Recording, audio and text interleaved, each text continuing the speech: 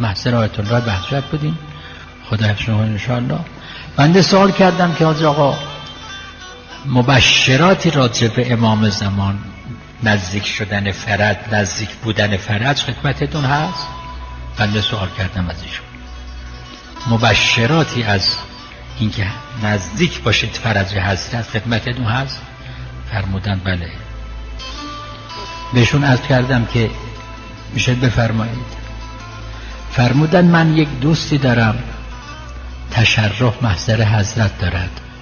آیت الله بهجت فرمودن من یک دوستی دارم تشرف محضر حضرت بقیت الله دارد. آمد منزل ما.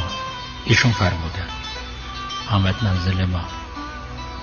ازش سوال کردم تازگی تشرف داشتیم حضرت امام زمان؟ گفت که چرا؟ گفتم از فرج و ظهورشون سوال نکردی؟ گفت چرا؟ گفتم حضرت چه فرمودن؟ این آقای بهجت فرمودن فرمودن بهش گفتم سوال کردی از فرج؟ گفت بله. من بهش گفتم که حضرت چی فرمودن که چه وقت ظهور میکنن؟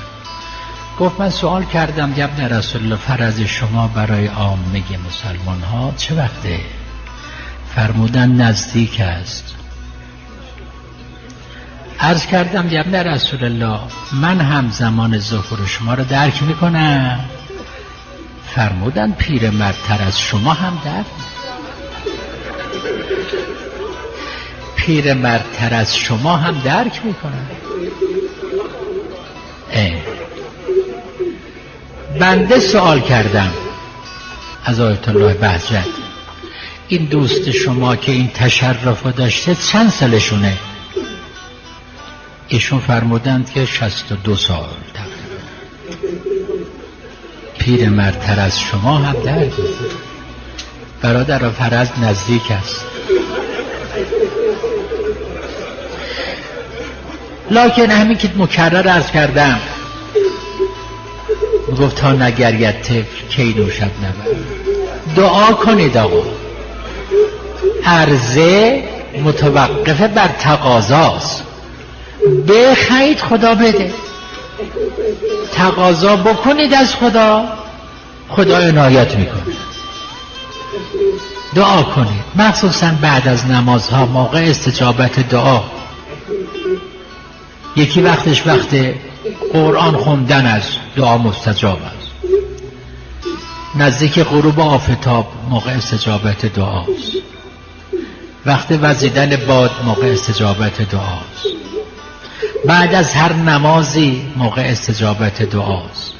موقع باریدن باران موقع استجابت دعاست. مخصوصا شب و نصف شب قبل از اذان صبح بلند میشه سحری بخوری، 2 رکعت نماز بخور، خدای فرج آقامون رو برسون، دعا بکن، انشاءالله خدا دعا مستجاب میکنه.